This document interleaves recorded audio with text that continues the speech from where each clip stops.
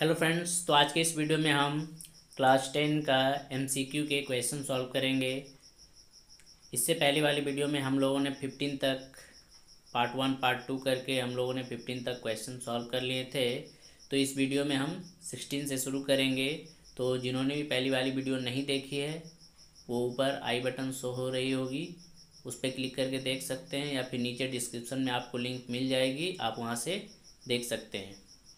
तो जो भी चैनल पर नए हैं सब्सक्राइब कर लें। तो क्वेश्चन नंबर 16 में हमें दिया गया है द्विघात समीकरण x square plus x minus one equal to zero के मूलों की प्रकृति क्या है। यहाँ 4 ऑप्शन है, तो इनमें मूलों की प्रकृति क्या होगी इस समीकरण की, यानी क्वाड्रेटिक पॉलिनोमियल के यहाँ पे हमें नेचर ऑफ रूट्स जाननी है। तो इससे पहली वाली वीडियो में मैंने बताया था, चलिए मैं एक बार फिर से बता देता हूँ। आपको ये 3 वैल्यू याद रखनी होगी। डी यानी कि डिस्क्रिमिनांट विविक्तर निकालेंगे। अगर डी की वैल्यू 0 आती है तो हमारे पास 2 सेम रूट होगी, यानी कि 2 बराबर मूल होंगे, 2 बराबर मूल होंगे। और अगर डी की वैल्यू ग्रेटर दैन 0 आती है, 0 से बड़ी होती है, पॉजिटिव, तो यहाँ पे 2 भिन्न वास्तविक मूल होंगे, 2 भिन्न यानी कि अलग अलग मूल होंगे। और अगर d की वैल्यू लेस दैन 0 आती है, मतलब 0 से छोटी यानी नेगेटिव, तो कोई भी मूल नहीं होंगे, मूलों की प्रकृति होगी नहीं, मूलों का अस्तित्व भी नहीं होगा, कोई मूल नहीं होंगे। तो ये 3 चीज़ें आपको याद रखनी है। तो चलिए यहाँ पे हम d की वैल्यू निकालते हैं। तो समीकरण हमको दिया गया है x square plus x minus one, x square plus x minus one equal to zero. तो डी की जो फॉर्मूला होती है वो आपको पता है कि बी स्क्वायर माइनस 4ac होती है। इसमें वैल्यू पुट करेंगे। यहाँ पे जो x की कोफिशिएंट होती है, ये जो x की कोफिशिएंट होगी यहाँ पे कुछ नहीं तो 1 होगी। ये हमारी b की वैल्यू होती है। एक्स स्क्वायर की जो कोफिशिएंट होती है वो a की वैल्यू होती है, और ये हमारा जो कांस्टेंट टर्म होता है वो c की वैल्यू होती है। तो b की वैल्यू यहाँ पे 1 हो जाएगी, तो 1 की स्क्वायर माइनस 4 इंटू ए की भी वैल्यू यहाँ पे कुछ नहीं तो 1 ही है, तो 1 इंटू सी की वैल्यू आप यहाँ देख सकते हैं -1 है, नेगेटिव -1। इसे सॉल्व कर लीजिए तो 1 की स्क्वायर 1 ही हो जाएगी, और यहाँ पे माइनस और माइनस ये प्लस हो जाएगी यहाँ पे, और 4 1 जा 4, और फाइनली हमें 5 मिली है, जो कि ग्रेटर दैन 0 है। तो ग्रेटर दैन 0 होने से हमें क्या मिलेगी, तो ये कंडीशन हो रही है, कंडीशन नंबर ये। तो हमें 2 भिन्न वास्तविक मूल मिलेंगे, 2 अलग अलग वास्तविक मूल मिलेंगे। तो ऑप्शन नंबर अलग अलग यानी असमान, तो ऑप्शन नंबर बी हमारा करेक्ट आंसर है। बी वास्तविक तथा असमान, असमान मतलब भिन्न अलग अलग। क्वेश्चन नंबर 17 में दी गई है A X square plus B X plus C equal to zero के 2 भिन्न वास्तविक मूल होंगे। तो मैंने अभी बताया था कि 2 भिन्न वास्तविक मूल, जो अभी हमने सिचुएशन देखा था डी ग्रेटर दैन 0 होती है, उसी में ही हमें 2 भिन्न वास्तविक मूल मिलते हैं, यही वाला कंडीशन है। तो ग्रेटर दैन 0 कौन सा ऑप्शन में है, तो option number C B square minus 4ac, जो बी स्क्वायर माइनस 4ac है वो आखिर डी है, तो डी ग्रेटर दैन 0 होनी चाहिए। तो ये ऑप्शन नंबर सी में है, ग्रेटर दैन 0 आप देख सकते हैं।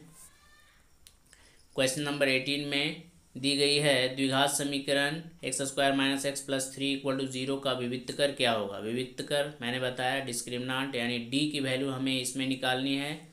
तो इक्वेशन है हमारे पास X square minus x plus 3। चलिए लिख लेते हैं, X square minus X X square minus x plus 3 equal to 0। यहाँ से हमें विविक्त कर डी की वैल्यू निकालनी है।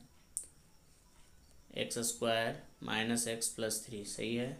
तो यहाँ से आप देख सकते हैं होती है B square minus 4ac। Put कर लीजिए, बी की वैल्यू यहाँ से आप लेंगे तो माइनस एक्स है, यानी यहाँ का कोफिशिएंट कुछ नहीं तो 1 यहाँ पे होगा ही। तो यहाँ पे -1 होगी बी की वैल्यू, उसका स्क्वायर करेंगे -4 इंटू ए की वैल्यू यहाँ से ये भी 1 ही होगी, और इंटू सी की वैल्यू यहाँ से 3। अब इसे सॉल्व कर लीजिए तो 1 -1 की स्क्वायर करेंगे तो +1 मिलेंगे यहाँ पे, और -4 1 जा 4 4 3 जा 12 होगी, और ये वैल्यू को सब्ट्रैक्ट करेंगे तो नेगेटिव नंबर होगी। तब नेगेटिव नंबर आई है तो इसके कोई भी मूल नहीं होंगे। डी जो है कोई मूल नहीं होंगे, क्योंकि यहाँ डी की वैल्यू जो है नेगेटिव आई है, 0 से छोटी है। ये हमारी जो है यहाँ पे देख सकते हैं ये कंडीशन आ रही है लास्ट वाली, डी की वैल्यू 0 से छोटी हो तो कोई मूल नहीं होगी। तो हमारा यहाँ पे यहाँ पे डी की वैल्यू पता करनी थी कि कितनी है। तो डी की वैल्यू कितनी आई है, तो डी की वैल्यू जो आई है -11 आई है। तो ऑप्शन नंबर डी हमारा करेक्ट है, option number D -11। Question number 19 में हमें कही गई है कि यदि द्विघात समीकरण एक्स स्क्वायर -4x प्लस के इक्वल टू 0 का मूल समान हो तो के का मान बताइए। अगर सेम रूट हो इस समीकरण का तो के का वैल्यू क्या होगा। तो सेम रूट होने के लिए हमें कंडीशन पता है कि सेम रूट कब होती है, तो जब डी की वैल्यू 0 होती है, तब ये वाली कंडीशन जब डी की वैल्यू 0 हो तो दो बराबर होते हैं सेम रूट। तो इसी कंडीशन पे हमें सॉल्व करनी है, तो चलिए सॉल्व करते हैं। सेम होनी चाहिए तो उसके लिए डी इक्वल टू क्या होंगे 0 होंगे, यानी B square -4ac equal to क्या होंगे 0। इसमें वैल्यू पुट करते हैं तो बी की वैल्यू यहाँ पे आप देख लीजिए, यहाँ से आपको बी की वैल्यू मिलेगी -4, ए की वैल्यू मिलेगी 1 और सी की वैल्यू मिलेगी के। तो चलिए पुट कर लेते हैं। तो बी की वैल्यू क्या थी -4, तो यहाँ पे हो जाएगी -4 की स्क्वायर -4 इंटू ए की वैल्यू 1 और सी की वैल्यू के थी इक्वल टू 0 हो जाएगी। अब इसे आगे सॉल्व करते हैं तो ये 4 4 जा 16 प्लस में हो जाएगी, और माइनस यहाँ पे 4 के होगी इक्वल टू 0। उसके बाद इस -4 के को उधर भेज दें, इस -4 के को उधर भेज दें तो इधर आके +4 के हो जाएगी, और फिर के इक्वल टू फिर इस 4 को हम इस साइड भेजते हैं तो ये 16/4 हो जाएगी इक्वल टू के, और 4 4 या 16, तो के की वैल्यू फाइनली हमें जो है 4 मिलेगी। तो ऑप्शन नंबर ए में ही 4 है, तो ऑप्शन ए हमारा करेक्ट आंसर है। अब हम क्वेश्चन नंबर 20 को सॉल्व करेंगे। क्वेश्चन नंबर 20 में हमें दी गई है द्विघात समीकरण एक्स स्क्वायर -5x प्लस 6 के मूल ज्ञात करें। हमें रूट्स निकालने हैं, तो आपको जो है फॉर्मूला पता है रूट्स निकालने के लिए। जो रूट्स होती है मूल x, उसकी फॉर्मूला होती है द्विघाती सूत्र से आप लोगों को पता है -b प्लस माइनस √d/2a। तो चलिए इसमें पुट कर लेते हैं वैल्यू को।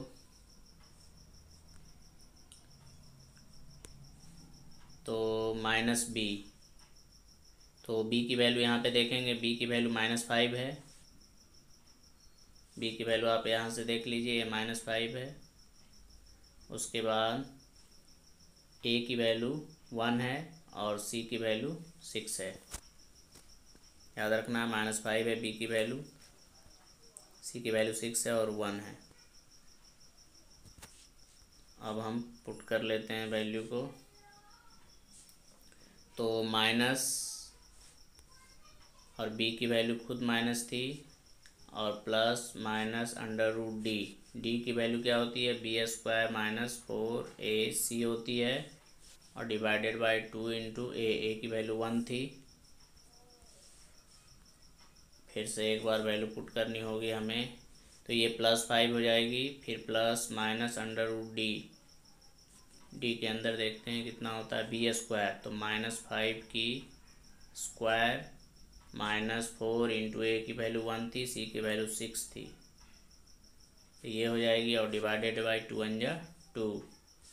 आगे सॉल्व करेंगे तो ये हो जाएगी 5 प्लस माइनस यहाँ पे 5 की स्क्वायर -5 की स्क्वायर करेंगे तो 25 प्लस में आएंगी और यहाँ पे 6 चौके 24, 25 में 24 कटाएंगे, अंडर रूट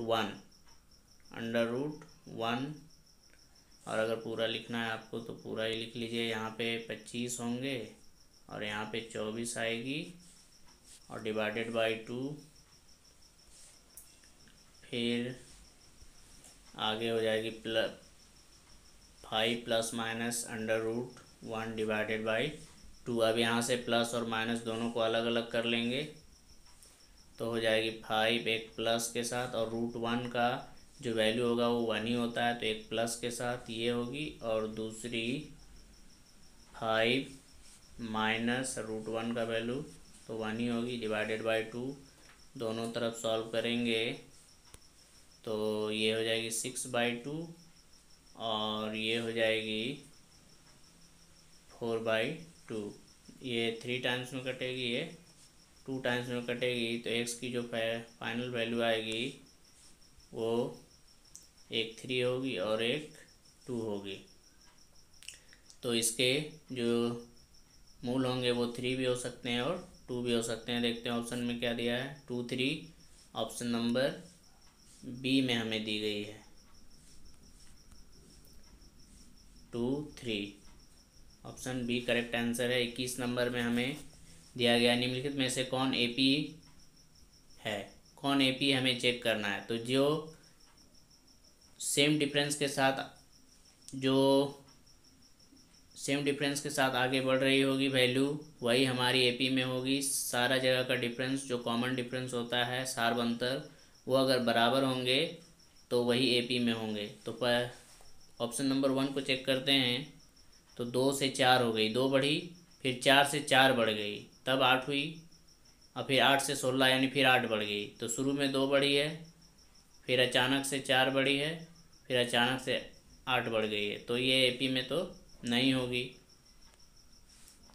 तो ऑप्शन बी देखते हैं।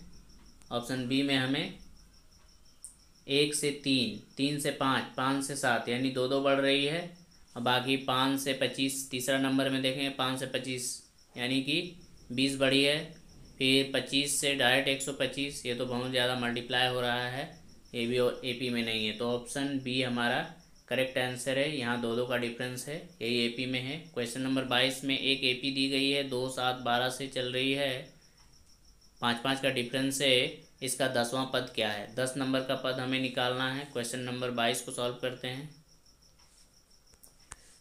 क्वेश्चन नंबर 22 की जो एपी है वो हमें दी गई है। एपी हमारे पास है 2 5 7 5 12 ऐसे ऐसे है, इसका हमें 10वां पद निकालना है। 10वां पद निकालना है, 10 टर्म निकालने हैं। तो यहाँ पे 2 7 12 ही है, ठीक है। तो यहाँ पे ए की जो वैल्यू होती है फर्स्ट टर्म वो हमारी 2 है, डी की जो वैल्यू होगी, इन दोनों का डिफरेंस कितना का है, 5 का है, तो डी की वैल्यू 5 होगी और हमें A10 निकालनी है।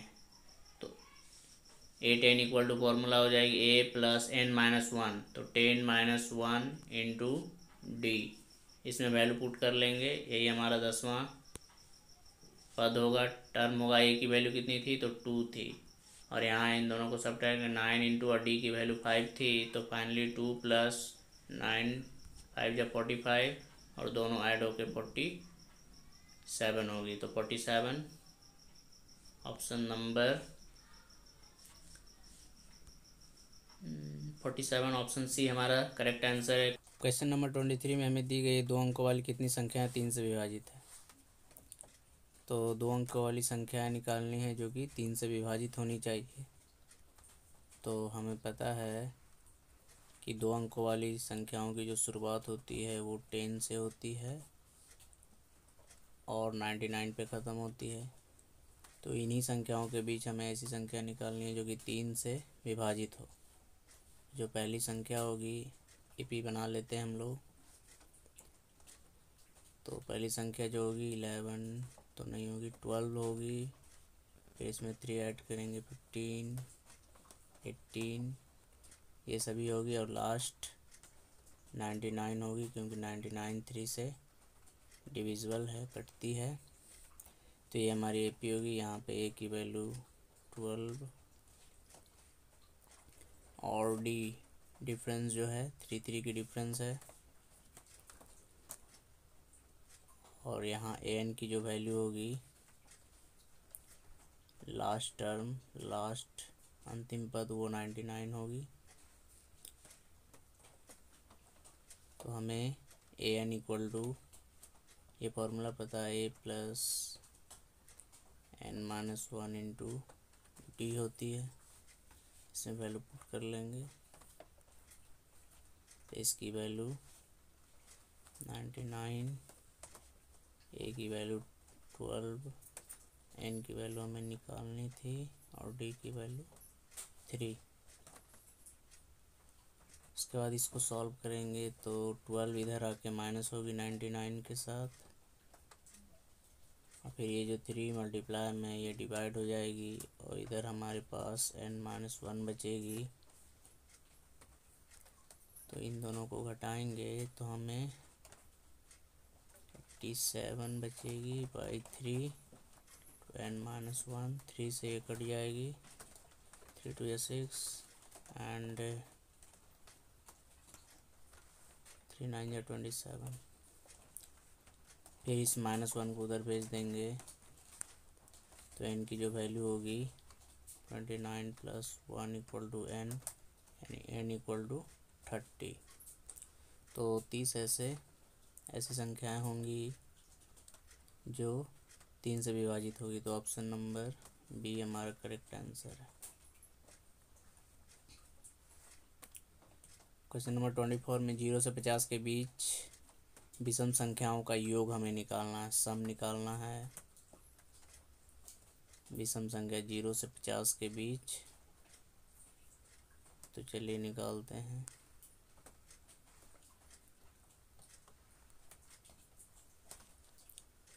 जीरो से 50 के बीच निकालने, तो विषम संख्या है, तो विषम संख्या 1 से 3 1 से शुरू होती है, 1 3 5 और ये कहाँ तक जाएगी, तो 49 विषम संख्या है, वहाँ तक जाएगी। अब हमें इनका योग निकालना है, तो यहाँ पे ए की वैल्यू 1 हो जाएगी, डी तो डी की वैल्यू इन दोनों डिफरेंस कितना का है, 2 2 का डिफरेंस है। और यहाँ लास्ट पर ए एन की वैल्यू 49। तो यहाँ पे हमें n की वैल्यू पता करनी होगी,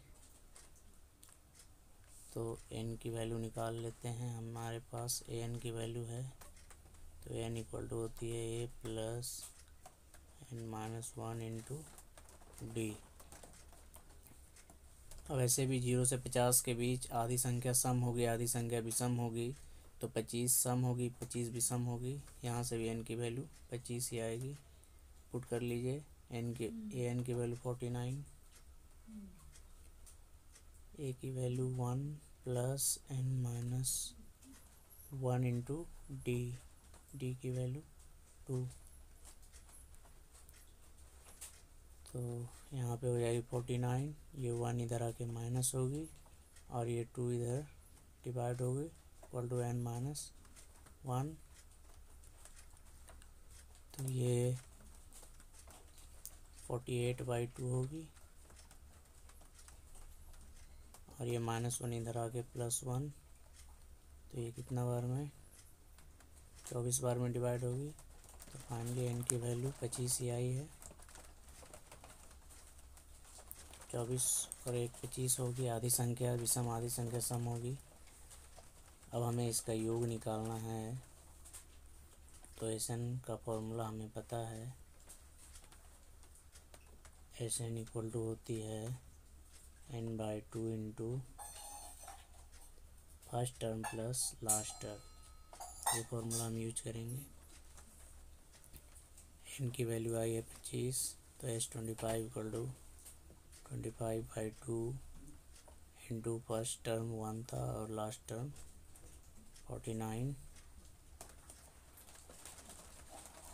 तो ये हो जाएगी 25/2 इंटू 50, तो ये 2 से कट जाएगी,